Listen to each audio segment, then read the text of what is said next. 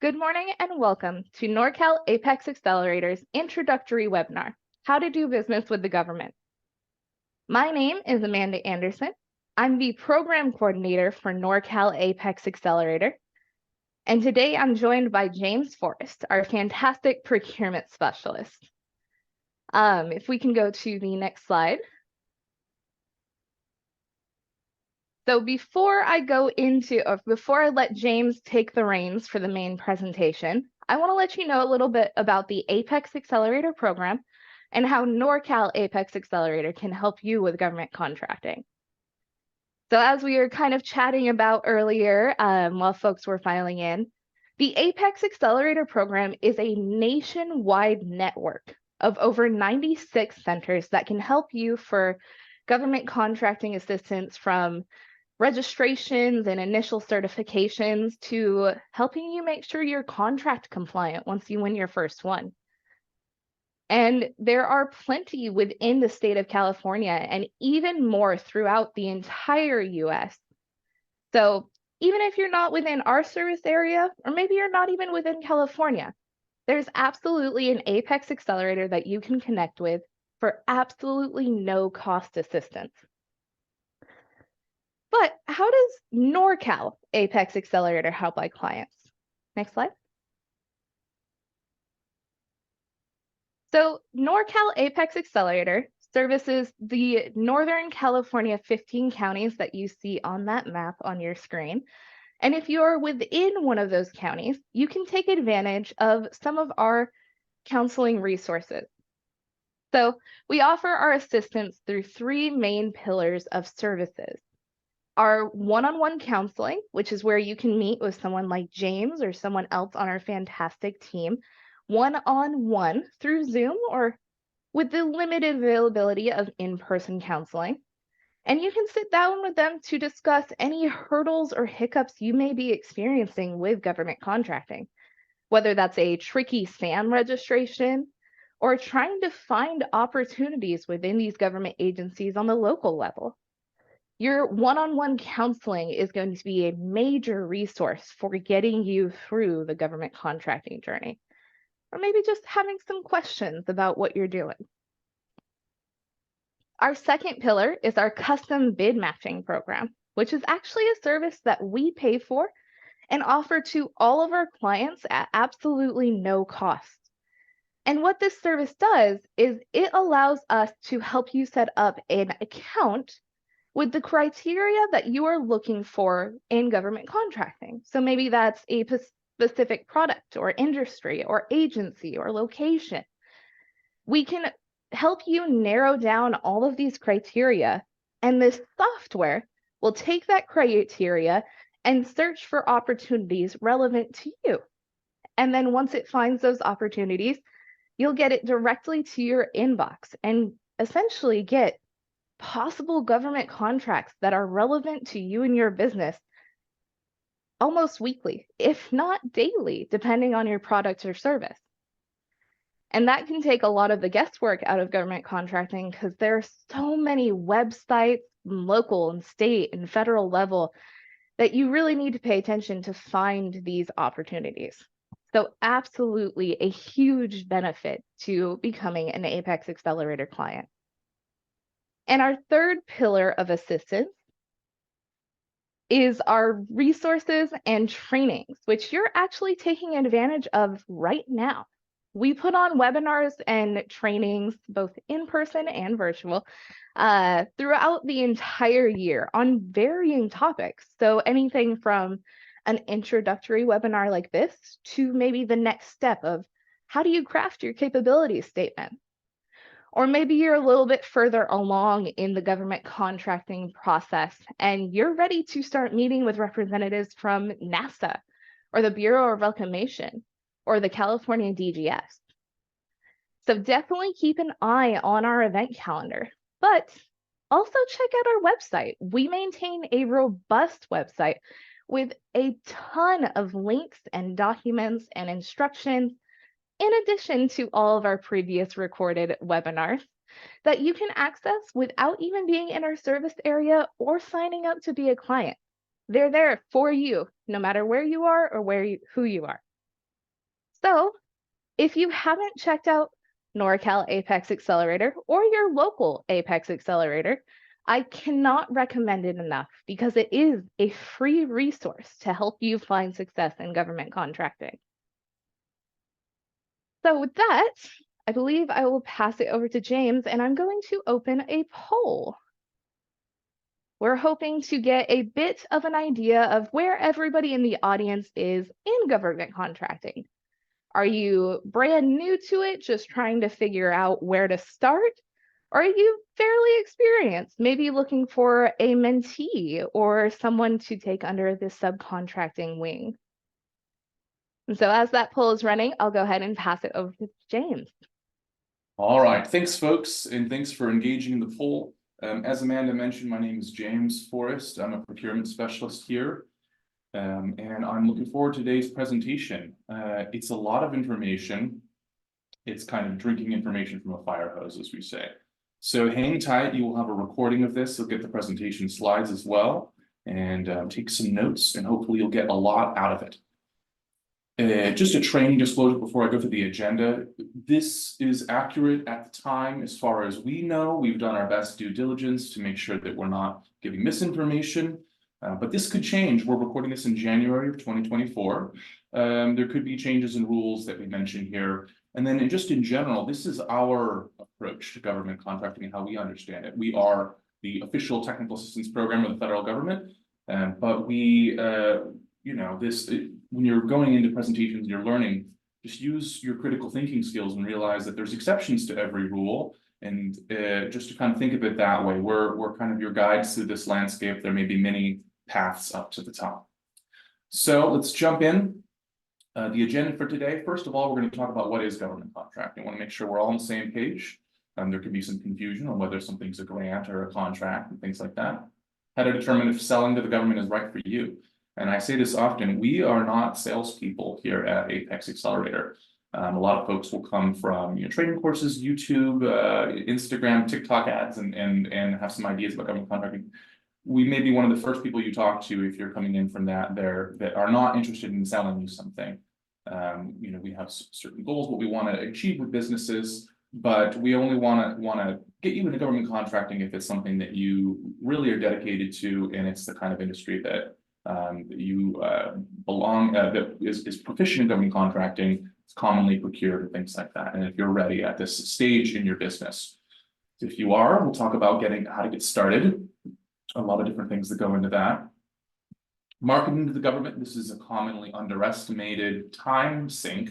About 80% of your time after the initial registration and certification phase will be spent trying to market to the government. And the other part of that marketing is doing market research. These two parts fit together, understanding your market and then how to target and convey your value to the right people. So we're going to talk a lot about that. Where to find bid opportunities, that's part of the market research. And then lastly, your steps for success in somewhat of a summary. So that's what we're going to go over today. We're going to start, as promised, with what is government contracting. So first of all, what's a government? Government is a tax-funded entity, some sort of administrative body that helps run society. When we often say government, in the United States, frequently we are referring to the federal government. We say the government.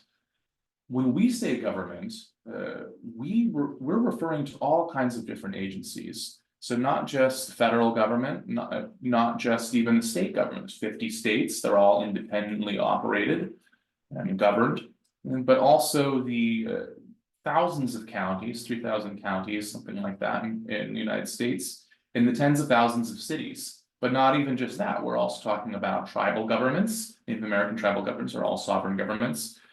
School districts, publicly owned hospitals, publicly owned utilities, airports, all kinds of administrative bodies like that are considered government if they're tax funded and they're helping run things that are some sort of public service.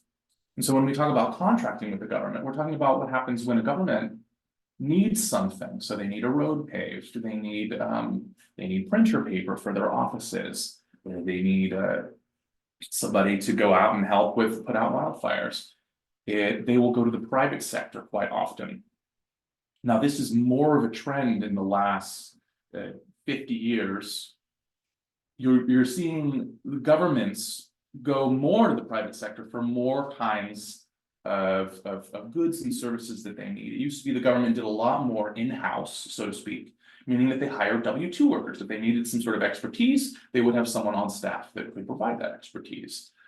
Same, I mean, even shipbuilding and you know, the building of naval ships, for instance, during World War II, there's something like there was tens of thousands of workers just in one Brooklyn Navy yard, and they were building ships. These days, things like that, if you're building a ship or a plane, you know, most of that contract money is going to go to the private companies like Lockheed Martin and things like that. So that's a general trend in government contracting. There's more and more opportunity for folks that run for-profit private businesses to get involved in providing the goods and services that help run society. That's where you come in, that's where we come in, and that's hopefully why everyone's here today. We're going to go through what these images mean in a second, but this poll has been sitting stagnant for a minute, so I just want to end it here, and I'll share out the results. What's your experience level with government contracting, we've asked. 42% of you said no experience, 38% just starting, 17% some experience, and just want to use it fairly experienced. That's about the kind of curve that we typically expect and look forward to. So we put these together so that someone will get something out of this, no matter what level you're at. We hope so, at least. But it is definitely meant as an introduction to government contracting. So if you're just starting out, I'll do my best to kind of explain everything from the ground up. Make sure you understand the acronyms and the general concepts as we move forward. Okay, so we put some images here. These aren't just pretty images. These are representative of some of the industries that are more common in government contracting at the top, and then might be a little more surprising at the bottom, but still common. So, of course, construction. Think about all the roads that the government maintains, all the bridges, all the office buildings, defense installations, things like that. And a lot of times those are, I mean, almost always done by private construction companies. And those can quite often be large firms with a lot of small subcontractors. We'll talk about that pattern in a minute. Similarly, you know, well, I guess not too similarly, but think about all the government office buildings and facilities that are across the country, not just the federal government. Every county, every courthouse, every school, they need janitors. They need people to clean. So that's an opportunity as well. Fire suppression services of various kinds, especially in wildfire, where there's such a huge demand that it outpaces the government's in-house ability to fight these fires, and they need extra equipment. Think about CAL FIRE, think about the U.S. Forest Service's FIBER program. And again, on the office note, office supplies, things like pens, pencils, staplers, printer paper, all of that, computers, all necessary for how to run an office. Might be a little more surprised, but you think about it. Government offices need to move sometimes, so moving services, there may be other kind of opportunities for moving services. You might not know that you can sell dog treats to the government, but think about all the police canine units across the country at various levels. Think about you know, maybe search and rescue animals. There may be some opportunities for pet stores. The USDA, they buy food. So if you have a farm, if you've got your profit margin nailed down, you might be able to supply food boxes to the USDA for one of their programs. And then this one's always fun. We like to throw this in. The government actually rents goats for grazing. If you have a particularly unruly plot of land, a park or something like that, where there's noxious weeds, you want to do vegetation management, instead of having someone out there with a weed eater for hours and hours, and then having to rake up everything, you can hire herds of goats. You have clients that do that. So just kind of these slides here are meant to convey a sense of the breadth of what can be involved in government contracting. But we also want to steer you away, if you're in certain industries, to be quite honest, because there's better ways to spend your time. So on the left, we have some common industries, and on the right, we have some less common industries, to such an extent where you might not want to get into government contract. You have to do a lot of hard thinking before you try to get in some of these fields. So as I mentioned, construction, public works is kind of the name for government contracting construction. A&E is architecture and engineering. So that is folded up in the same activity. Professional services could be all kinds of things. All the kind of expertise that's needed in government. They frequently contract with consultants. They may need scientific studies, surveys, evaluations, All kinds of things are folded up in the term professional services. We've already mentioned office supplies, janitorial, IT, information technology. So think of all the software as a service, software products, hardware, laptops, maintenance. That's all falls under IT. It's a huge category. Medical suppliers and technology, a ton of hospitals, VA clinics, things like that. They all need medical supplies. Transportation, logistics, trucking is a big one. Think about how much goods and services need to get from place to place. So if you're in that field, maybe lucrative, trying to break in. I've already mentioned fire suppression services, and of course, defense contracting is a big one for the federal government. Some less common industries, and this one is pretty clear. Anything that's federally illegal, and the only time we really see that is with cannabis contracting, because it is legal in some states, including California, but we still don't see a lot of government contracting for that. So if you're in the cannabis field, especially in cultivation, maybe not for you. Restaurants. Now there are restaurants, for instance, in airports like SFO, and on military bases. And things like that in certain schools and hospitals, and those may take the form of government contracts. But unless you're in catering, there's not a lot of opportunity there. So if you're just kind of a brick and mortar restaurant mom and pop, and you're wanting to expand, you think long and hard about whether you want to try to get into government contracting, because they're looking for a very cheap, quickly made thing for the most part, and it'll be in catering. For the most part. So same thing applies for bars. There's a lot of restrictions on what can be spent on alcohol, for instance. And you just have to think that they're paying with tax dollars. You know, if you're paying with your own tax dollars, you know, you don't want to do a lot of contracting with bars. Entertainment for the same reason. We're kind of thinking about what's kind of strictly necessary to run society here. Well-being and holistic health, not a big category. Clothing retailers. Now I want to put an asterisk on here because think about all the uniforms that there are. You know, if you were involved in supplying uniforms, then that could be a helpful category. All the armed forces, all the police forces, lots of different. I mean, school uniforms, a lot of different kinds of uniforms that there might be. But that's different than clothing retailer. If you just sell clothing for kind of street clothing. And on a retail basis, might not be a good idea for you to try to get into it. And luxury items, I think, goes fairly without explanation here. There are exceptions to every rule, so we're putting this as general guidance, and hopefully that makes sense to all of you. But still, I want to zoom in on just one government agency. So this is a California CDCR installation, one part of one site in one government agency, the Pelican Bay State Prison. This is in California. And they need pretty much everything that you would need to run a small city, really, in prison. You still won't find your luxury items and things like that, but they need jail beds, they need housekeeping, clothing, construction, facility maintenance, feeding supplies, portable toilets.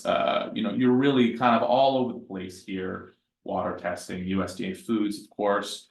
So just in one location, if you do the right kind of networking and you get to know the folks that are in charge of purchasing in Pelican Bay State Prison, and you find yourself on one of these lists, well, if there's opportunities that are coming up, they're recompeting, you may have an opportunity to do some contracting. So a lot of different companies are fitting in with even just this one location, much less the whole agency, much less the whole state. So we want to think broad when we're thinking about what's involved in government contracting, but also know some of the kind of no-go zones or the less likely zones here. While we're painting with a big brush, I want to talk about typical structure for a large project. It doesn't have to be a large project. We hear the terms prime contractor and subcontractor. How many of you are familiar with these terms and what they mean? Prime contractor and subcontractor. I may have heard them thrown around, but it's totally fine if you're not 100% sure what they really mean. Feel free to drop in the chat and say and share. So a prime contractor, prime means one, the first one. So a prime contractor, let's say for a construction project, let's say they want to build a part of a road, and they set aside $100 million for it. Well, what kind of businesses can manage $100 million project? Is it going to be the, the small mom and pop shop construction company? Probably not.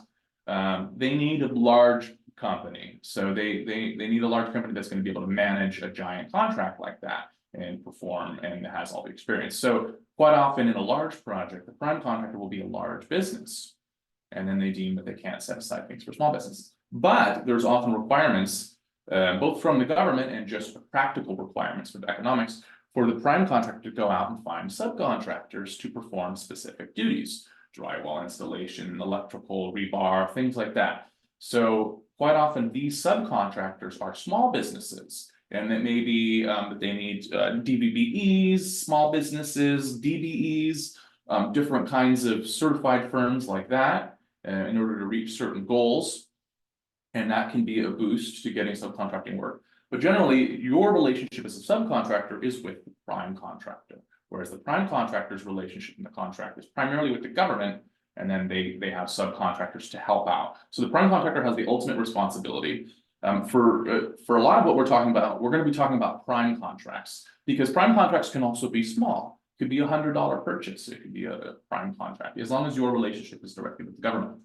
But just keep in mind, if you're doing market research and marketing, trying to figure out how to be a subcontractor is a very different strategy than trying to figure out how to be a prime contractor. Because as a subcontractor, you want to market to the businesses that are getting prime contracts, not to the government agencies themselves.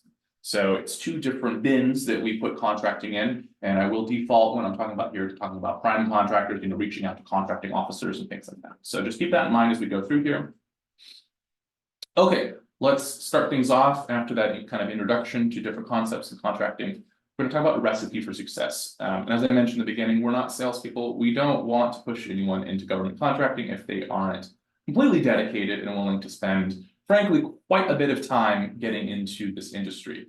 So let's go through the recipe for success. Number one, are you an established business? Of course, if you're an LLC, or if you want to be an LLC or corporation, you got to have your articles of incorporation, articles of organization, all of that. You got to have your business license, you have a DBA, you got to have that set up, your bank account.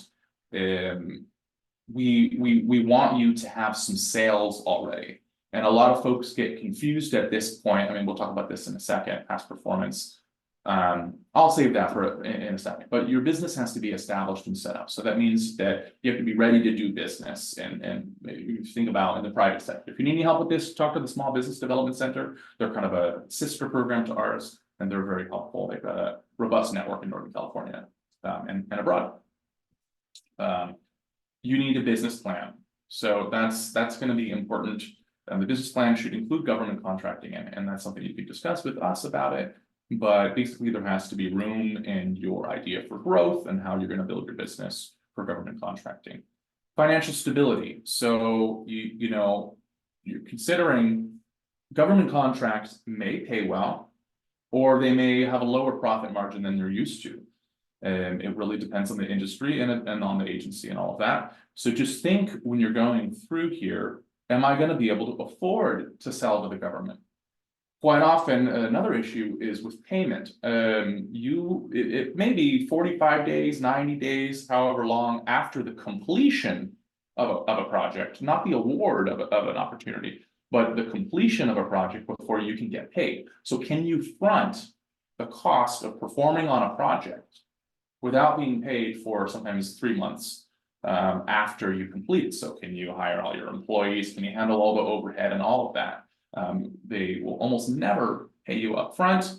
So, you'd be looking at needing some other form of financing. So it really, the real sweet spot is when your business has already been doing business in the private sector and you've got some cash flow and you can invest some time and frankly money into doing business in the government contracting sector. And we don't recommend that struggling businesses try to expand. We think of this as like a level 2 in government contracting or in business. Government contracting being level 2. So if you're doing well, you've got good cash flow, then you can graduate and try to invest in government contracting, which can be more consistent and things like that. Kind of part and parcel of that is past performance. So I started to dip into this earlier, or we also call it a history of sales. a lot of clients get confused about this, and they say, well, how can I get into government contracting if I need a history of sales already? But the private sector is orders of magnitude large than the public sector when it comes to where your market may be.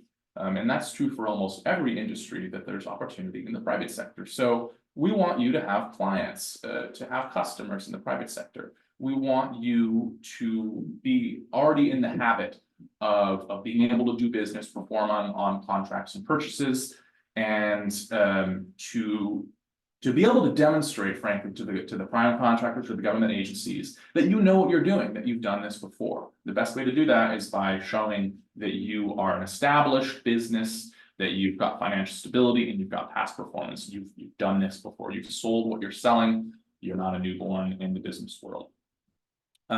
Market research, this is something we can help with, but basically just kind of understand, like, is there anything out there in government contracting for me and my company? That's kind of a necessary first step. And if there isn't, hey, there's better ways to make money if it's not a good fit. E-commerce capable website, we're going to talk a little bit about that later, but basically you should have an up-to-date website. In this day and age, 2024, you know, there's a lot of cheap options for websites. It's more or less expected these days. So definitely put together a website if you're trying to get into government contracting. It's one of the first things a lot of people in the government will ask is just, all right, here's your business card, your capability statement, whatever. Let's see your website. Okay, how to get started. If you determine all through that you are ready for government contracting, well, first thing, you know, we would recommend you reach out to us. We are the official program funded by the federal government, and we are funded by California government as well. We don't cost anything. Amanda's already told you a lot about us, so we can help you out. Identify your target agencies. So trying to understand where, you know, so there may be opportunity out there, but who's actually buying what you're selling. And then you're going to be targeting your marketing efforts and your opportunity scouring on those agencies. So that's really important to understand. That's a product of your market research. Choose your NAICS and your UNSPSE codes. NAICS is the North American Industry Classification System. UNSPSE is United Nations Standard Product and Service Codes. NAICS are what the federal government uses to classify various industries. UNSPSEs, these are what the California government, as well as many other countries in the world, California is not a country, but many other countries other than the United States in the world use to do the same thing. So they achieve the same goal. There's a lot more UNSPSEs than there are NAICS. So just you're going to have to choose these codes if you want to do business with the federal government or with the California government. NAICS are also used quite often on local contracting levels, so cities and counties and stuff like that will use NAICS codes. We can help you out with pretty much every step here. So, I mean, every step for sure. Register and certify on Cal eProcure, that's California's vendor portal, certification portal, where to find opportunities, things like that. Register on sam.gov. SAM, not SAMS, there's no apostrophe S there, it's not a grocery store. It's the System for Award Management. First step will get you a UEI, it's a unique entity ID, it's an identifier for your company. The second one will get you the CAGE code, and the CAGE code is your ticket to get on the train for government contracting. Doesn't mean you're going to get any success, it's just an identifier that tells the government, okay, they have filled out all these representations, certifications, things like that, that say what they need to say, checking all the legalese boxes to do business with the government. Complete the dynamic small business search. This is a free profile that is set up when you do a SAM registration with the Small Business Administration, the DSBS we call this. It'll have a little paragraph, some keywords, past performance. Create a capability statement. We've got resources for you on this one. Capability statement is basically a resume for your business in the government contracting sector. It's a one-pager. It's going to look nice. It's going to be readable. It's going to have certain sections that convey value and give the government exactly the information they need in order to make a decision whether they want to choose you with some sort of relationship, either to award an opportunity or to just to keep talking or to have a meeting with you. And then lastly, as I mentioned, your website. Make sure it's government friendly. We'll talk about what that means in a minute, but that's a real pro move. Okay, so I mentioned certifications a couple times. A lot of folks are very focused on certifications when you get into government contracting. And I would say to a fault, in my experience. Certifications, we're going to go through that process. If you come to me and you're a small business, we're going to get you small business certified. If you're a woman-owned business and you want to do business under an eligible NAICS code, then we may get you the WOSB, the Woman-Owned Small Business certification. Certifications, kind of like a SAM registration, are just the starting place, though. It's not like once you get a certain certification, then the opportunities will just flow to your doorstep. If you're competing with these certifications, you're competing against other folks that also have them. And it's not really the value of your company is not in your certification. So just keep that in mind as we're going through these, that certifications are here to assist, kind of get you a little farther along, but don't be obsessed with them because they will not do what you think they do if you're asking too much out of them. So let's go through some of the certifications. I guess I can mention here a little example. The purpose of certifications, very broad. There's a ton of kinds of certifications, really, licensed timber operator, motor carrier permit, all kinds of NIST certifications. We're not talking about industry certifications. We're not talking about certifications that say you can do your job. We're talking about certifications that say that you fall into some sort of socioeconomic or geographic category that has been disadvantaged in the history of contracting with that form of government. So the most common one is a small business certification. Well, it's a lot easier for large businesses to perform on contracts with government. If the government really wanted, they could award all their business to large businesses.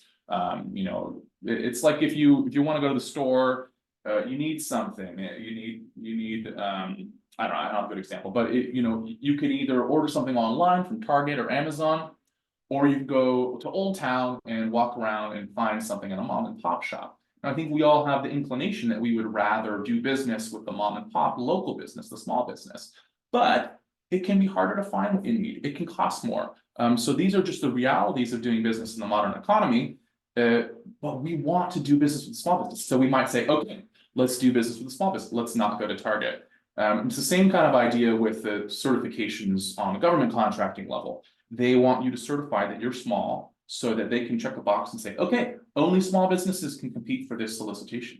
So we know that we're giving a fighting chance to the small businesses, which greatly outnumber the large businesses in this country. So something to keep in mind, certifications are meant to kind of put a little pressure on the government and the contracting officers, purchasing assistants, all of those folks, to award some of the business to certain categories that may not be as have as much of an advantage. And so this is also true for women-owned businesses. This is true for veteran-owned, service-disabled veteran-owned businesses. AA is for minority-owned businesses. So let's just go through these real quick. California only has 2 certifications. I know there's 3 here. Small business for public works is the same certification. It just has a higher threshold. So basically, if you make a certain amount of money or have a certain number of employees and below, then you can be counted as small. You just got to go jump through the hoops. Disabled veteran, you have to be a service disabled veteran, and then you go through the process of applying certification. Then you can be qualified for some of the set asides and some of the price incentives. United States federal government has several more certifications. They've got, for starters, the small business, like I mentioned. If you're a minority-owned business, you can qualify for the small disadvantaged business, the SDB. That's a self-certification in SAM.gov. And then the SBA manages the rest of these. They've got the women-owned small business, WOSB. They've got veteran-owned small business. Only certain NAICS codes are eligible for these programs. Historically underutilized business zone. This is the only one that's not based on the demographics of the ownership. It's actually just based on the location of your company and where your employees live. 8A business development program is not really a certification. It's so much more. It's a 9-year program for minority-owned businesses, disadvantaged businesses.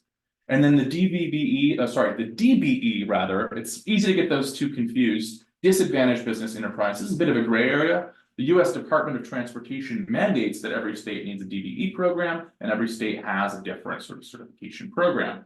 So it's a bit of a hybrid between a state and federal certification, but it is for minority and women-owned firms that want to do business in the highway management industry. So Something to keep in mind here, these are certifications. A lot of folks have questions about those, so I want to spend some time on that. Local contracting. On this note, finding certifications for local contracting can be a little more frustrating because it's very clear what the states and the federal governments have for certifications. Local agencies, counties and cities, sometimes they have certification programs, sometimes they don't. But we think local contracting is a great idea if you're just getting into government contracting. Some folks make their whole bread and butter for the whole life of their business through contracts with their county or city. You don't need, it's not like you need to go to the federal government. It's not for everybody. So it's a good way to get your feet wet, or it may be your end all be all. Local means city, county, school districts, transportation agencies. So we're talking about almost anything that's a government that's not, federal government, state government, or tribal government. This can help gain past performance with contracting. So a local agency, what I say is there's a lower threshold for entry, which means that it's easier for you to hop over that barrier for new contractors. Federal government doesn't want to take a risk with a company that's just starting out quite often. They want to know that you've done some work before. So if you say, oh, I've done all this work with Alameda County, with Santa Clara, with the city of San Jose, and they're like, okay, well, they know what they're doing. They've done it before. We'll take a risk with them. Typically, local agencies use their own procurement systems. Quite often you will see they use third-party procurement systems that are kind of separated from each other. Planet Bids, BidSync, Periscope, things like that. They usually almost always should be free, but they also, these third-party ones are private companies, so there's like a premium version, they're trying to like push you to the premium version. Usually you don't have to pay for that in order to just see bids and bid on things.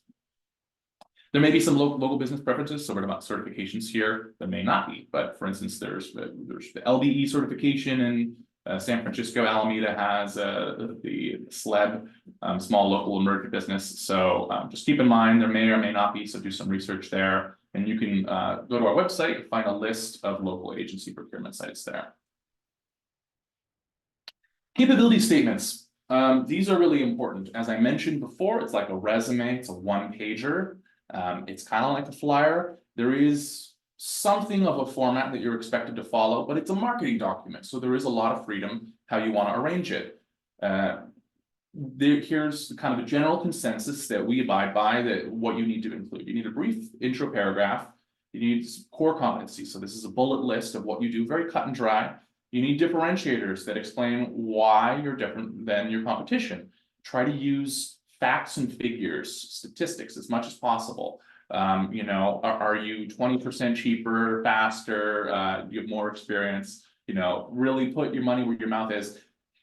I think about this every time I go to a new city. You see, I used to see this more, maybe you don't see as much anymore, but like every burger and pizza restaurant says best pizza in the world, best burger in town.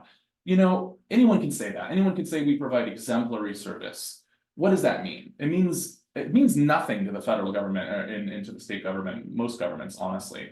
So if you can put a fact or a figure to that instead and say, well, we have our customers are 25% more satisfied than it, or something like that. So go through and do some research to find what makes you different. You want to report key clients. This is a place to brag on what kind of work you've done before. Similarly, we'll report your past performance. So we actually want dates here, names of clients, what kind of work you did for them. Codes and certifications, that's the boring stuff. Contact information, you should put your name or the name of whoever is responsible for government contracting in your company, and an email that goes directly to you, a phone number that goes directly to you, not a generic sales line, for instance. You want to, of course, put your website on there and then some photos to make it look nice, and preferably some colors and things like that. We have a webinar. I actually did this back in August of 23. It's very comprehensive, goes through how to put together a capability statement from start to finish, and a little bit of the philosophy behind marketing and market research, and the kind of tone, and a lot about considering your audience.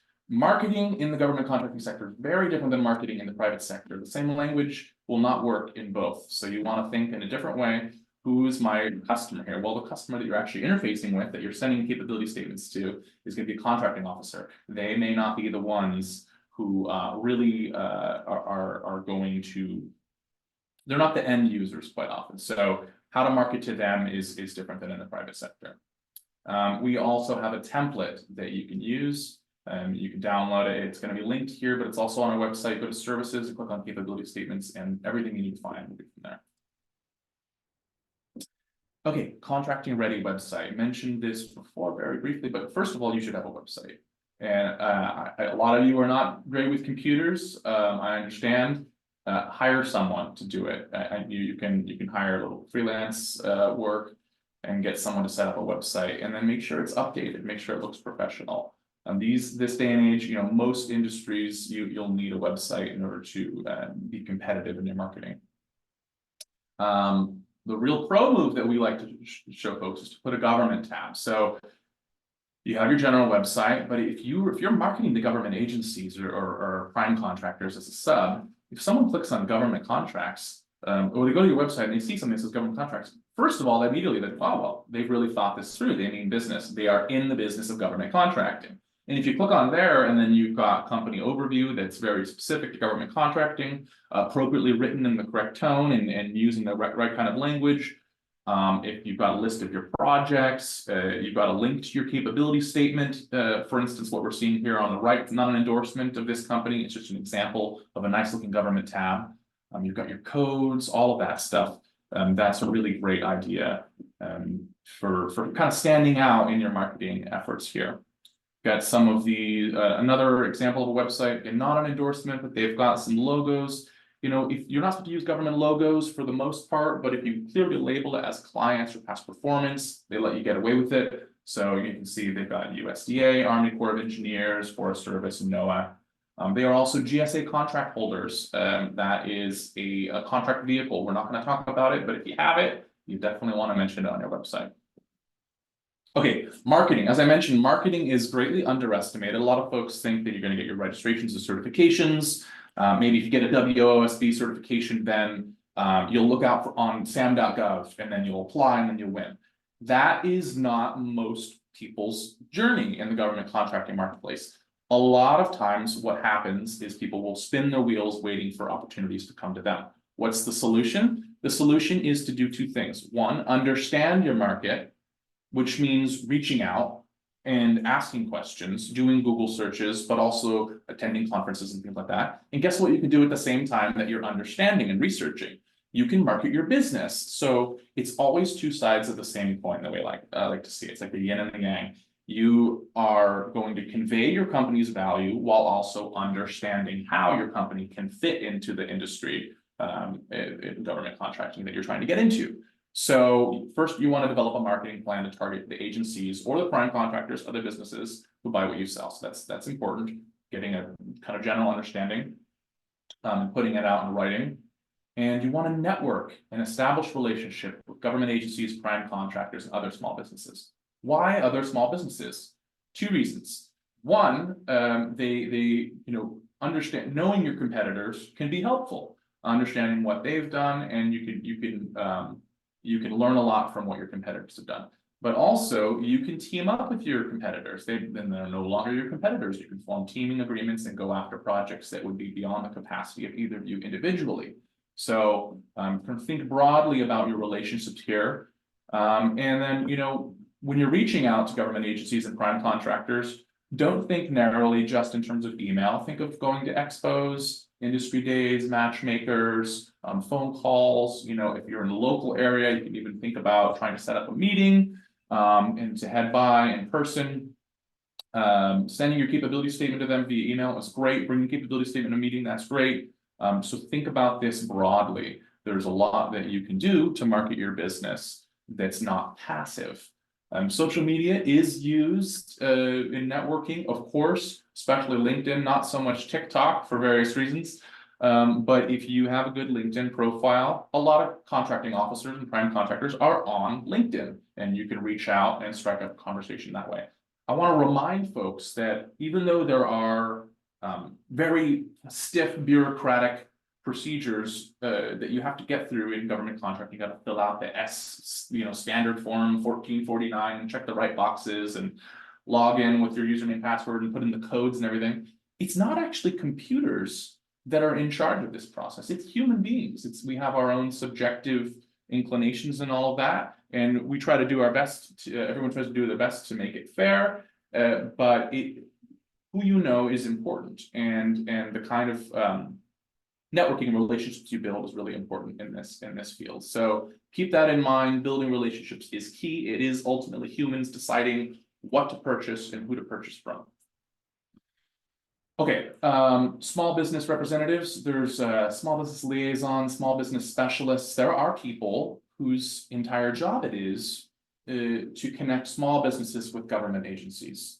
A lot of folks don't know that. There's lists you can find online. This is true for federal government. There's people in the state governments and even people on the counties and cities level that may be helpful in your journey to kind of help in any of these processes. But especially once you've gone through the phases, if you already have your registrations, you've got your capability statement, and you're ready to say, okay, well, how actually do I do business with the Army Corps of Engineers in this district? Where's the need? Where's the understanding? I've done my research online. I've looked in past performance history of sales on, you know, the SAM registrations, everything on your website. I've signed up for this and that, but I need to actually talk to someone at that point. That's normal. You want to be able to reach out to folks and ask questions. Questions are not bad. Be persistent, but be kind and be patient at the same time. It's a balance, right? Like so many things in life. A lot of these people will not have a ton of time to dedicate to each individual person, but it is their job to liaise or to help out small businesses in this sector. So keep that in mind as you're going through. They are resources as well. Dynamic small business search. This is a free profile, like I mentioned before. It's managed by the SBA. It's set up when you do your SAM registration, but it won't have a lot of information there. It won't have the narrative that describes your business.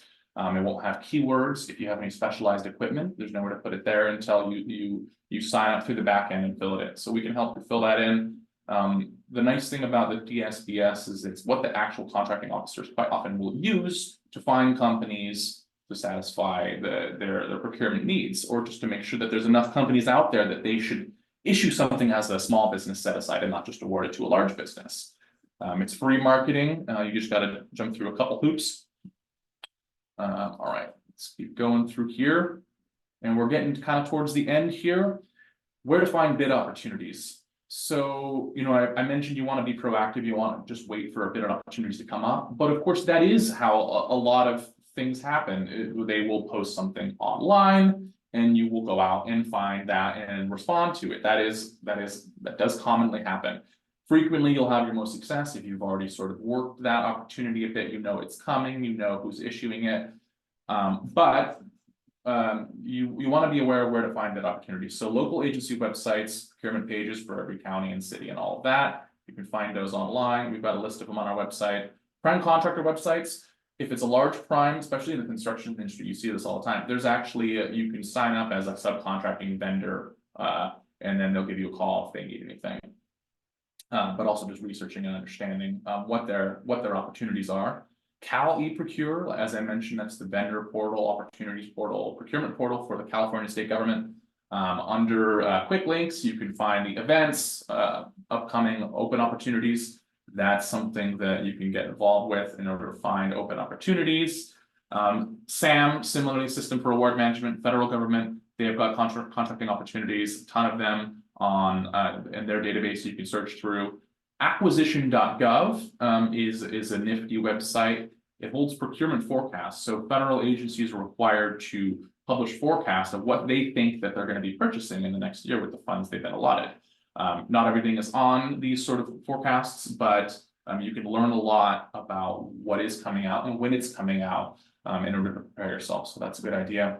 If you're a member of any associations, for instance, construction, building, builders exchanges, things like that, they will frequently share opportunities. And we have a bid matching service. So if you're a client of ours, we can offer you this platform, which you put in some keywords and it will go out on the internet, dutiful little bid matching service, and go and find any bid that has the keywords, any of the keywords that you put in the profile, or that we help you put in the profile. And it'll scrape those together and send them to you in one email every day. And so that will look on the federal side, it'll look on the state side, and it'll get a lot of local, not all of it, but it'll get a lot of local opportunities as well. Okay, we are at the end here. We're going to leave some time for questions. In summary, we got your 10 steps for success. Number one, determine if you're ready for government contracting. Remember, it's not for everybody. You may be surprised how low the bids are. Your profit margins are lower than private experience, or you're just not there yet and you want to give it another a year or so of building up performance before getting into it. Apply for us. As we mentioned, we can help out. Complete the getting started checklist. I would think you should actually do that a little earlier. Get certified for whatever you're eligible for. That's a good idea. Remember, it's not the end all be all. It's not going to get you the contracts, but it may get you your foot in the door. Create your capability statement. This is common. It's an expected marketing tool in this sector. Update your websites, make it look nice for government contracting. Network and build relationships, market your business. Remember, it's humans behind all of this. Understand your audience. So they're humans. They're a little more computer-like than a lot of the humans in the private sector, but they're still humans. So being able to understand that balance is really important. Find bid opportunities. So this may be things that you've prospected or things that are publicly posted, and you're going to bid. You're going to make mistakes. You're going to miss things. You're going to forget addendums. You're not going to sign the right page. That's fine. You usually don't win your first bid. You usually don't win your first 5 bids. It may take you months and months. It's not uncommon for it to take folks a year or a year and a half on average to really start winning their contracts, going through this whole startup phase and everything. So don't forget, that's the journey. You're looking at the long term. It's not a quick one and done, starting up and get your big contract and get out. But you will eventually win if you've done all of these steps and you've determined that your business is in demand in the government contracting marketplace. You utilize the resources that are out there for you, and you are diligent. So that's where we come in. We want to help you. We want to see you succeed. That is our goal once you come in through our door. So please reach out to us for a friendly group of folks. I'm going to hand things over to Amanda here for a second to talk about some opportunity or some webinars that are coming up. Absolutely. We have some exciting ones for just this month, and I'm actually in the process of getting a very exciting February together. But next Thursday, you'll be able to meet with a representative from the California DGS Office of Small Business and DVBE Services. They'll be joining us at 10 a.m. to go over how to do business with the state of California. And then at the end of the month, on January 30th, we're going to have a fantastic event, Become a Wildlife or Wildland Firefighting Vendor. That will also be hosted by James. But in addition to James, we will have a representative from CAL FIRE as well as the U.S. Forest Service speaking with us and giving you all of the insider tips and tricks of the upcoming fire season. And all of these events are going to be linked in this slide, but you can also find them on our website at norcalptac.org/trainings. And that's where you can go ahead and register. And with that, I see a couple of questions coming in, so we can go ahead and move on to the Q&A. Amanda, when you said wildlife fighting vendor, I was imagining fist fighting bears in the woods. That. different kind of thing. Don't fight completely the different. Don't fight the wildlife. Just as interesting. It might be a little more interesting, for better or for worse. Okay, so German Ramos is asking, can a business have multiple certifications at the same time? Absolutely. There's no restrictions on overlap there. Yes, and yes to the answer to your next questions. Government contracts pricing how? John, I'm not sure I fully understand your question. That's a very broad question. If I'm interpreting correctly, you're asking how to price government contracts. You can spend months trying to learn about that. So if you have questions, go ahead and get in touch with us, and we'll see what we can do to educate you. If you're a client of ours, we've got Gavology, which is a service that Amanda may have mentioned in the beginning. It's a training platform. It's got a lot of recorded webinars. You can find out a lot about how to price your contracts. So not something we have time for right now, but definitely a big ticket item. Paola is asking what types of services, products, or contracts fall under the defense category.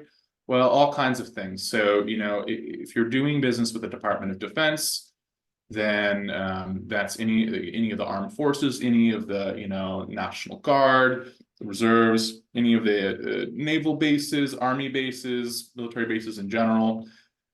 So it could be something like doing catering if you're doing with the DoD, but that's not usually what we're thinking of when we're thinking of defense. We're thinking of things like parts that go into rockets, munitions, aircraft building, and things like that. So there's really all kinds that falls in the defense category, and it could be uniforms for soldiers, technology that soldiers and the armed forces in general uses. So.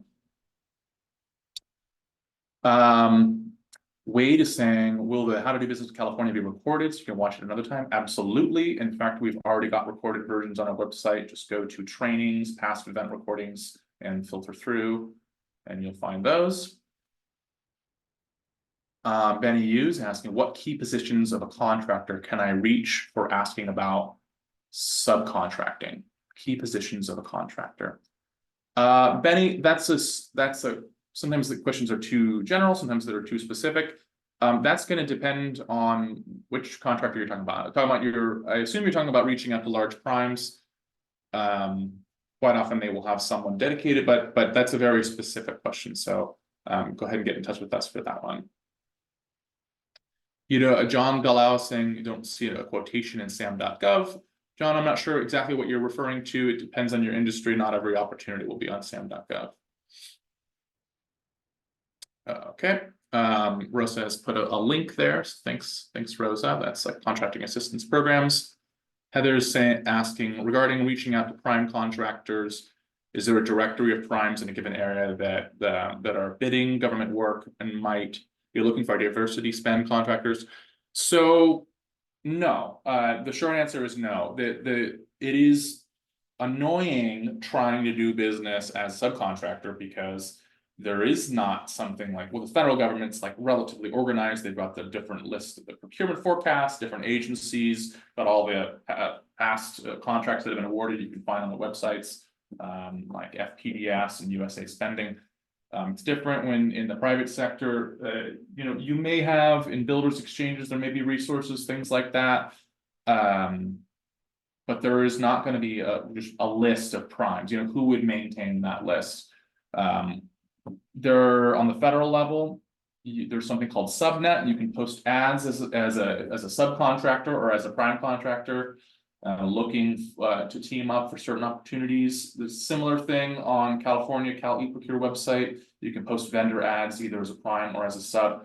I don't see a lot of folks using this service, but sometimes, so that's one option. But really, this is going to be a product of doing a lot of market research, networking, going to industry days, conferences, and using your Google skills.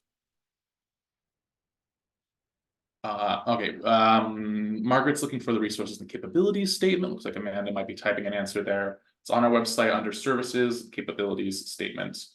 Got a nice trio of resources there that are going to be really helpful for you. Once you get your cage code, Rick is asking this question, Rick Hernandez, once you have your cage code, have your cap statement, websites done, what's next on the GSA side? Do we start looking for RFQs or RFPs? I'm not sure what you mean on the GSA side. So maybe if you could clarify that question, but yeah, so once you've done your website, your cap statement, and you're signed up in sam.gov, you want to make sure you understand your market, you understand the agencies that you're targeting, and you want to try to network and establish relationships and prospect opportunities with the government agencies that you're going after. And you, of course, want to keep an eye on if they're releasing RFQs, RFPs, things like that, requests for quotations, requests for proposals. Those are the terms, the acronyms here. That the federal government is looking for. So hopefully that answers your question. There's a lot to it. So that's kind of, in a way, that's what our whole webinar today is about. I also put on another webinar, I think it was in November, called Path to Contracting Success. I developed it as kind of a sequel to this introduction webinar that we do on a regular basis. It will go more into depth what your path to contracting success might look like. So go ahead and check that out on our website as well if you're curious about what to do. German's asking, is it possible to take part in multiple contracts at a time? Absolutely, right. There's no, as long as you have the capacity to perform the contracts, there's no authority that's saying, you already have a contract, go sit down, it's not your turn anymore. Sean is saying we're a full-time printing company for signs and swag. Is this a viable industry for government work? Yeah, that's the government needs to make signs. So if you are able to produce the right kind of thing for the right price, you may be able to find some opportunity there. All right. Is there any opportunity to meet the procurement managers? Margaret's asking, it depends on what you mean. Are you referring to us, procurement specialists, or are you referring to department managers or heads of procurement for agencies? That's really going to depend on the agency. It's going to be the result of market research that you'll do. All right, that is a lightning round. Go through them very fast, but I think we got all the questions in the Q&A. Yep. And I think that is my bit. Thank you so much, everyone, for joining, and thanks, Amanda, for putting this on as usual. Absolutely. And thank you so much for a fantastic presentation. I know it is a lot, and thank you for the folks who stayed the couple minutes we went over. All fantastic questions. Definitely want to make sure we got you those answers. And I just wanted to let you know, as you exit the webinar, you will be redirected to our feedback survey. Now, this survey is what we kind of use to gauge how well we are presenting this information and how receptive this information is being received. Essentially, we want to know how we can make these webinars more beneficial to you. And we can only do that by having you let us know. Whether that's positive, you got everything you needed out of it, we did 10 out of 10, perfect job, or you really didn't get what you needed out of it, and maybe we will have to follow up with you to see how we can really assist you with government contracting, or maybe you follow up with your local APEX Accelerator and get connected with them to help fill in those gaps. But please do fill out that feedback survey. We love seeing all the feedback, both positive and negative. And with that, thank you so much for joining us this morning. And I hope you all have a fantastic rest of your day. All right. Thanks, everyone. Bye-bye. Bye.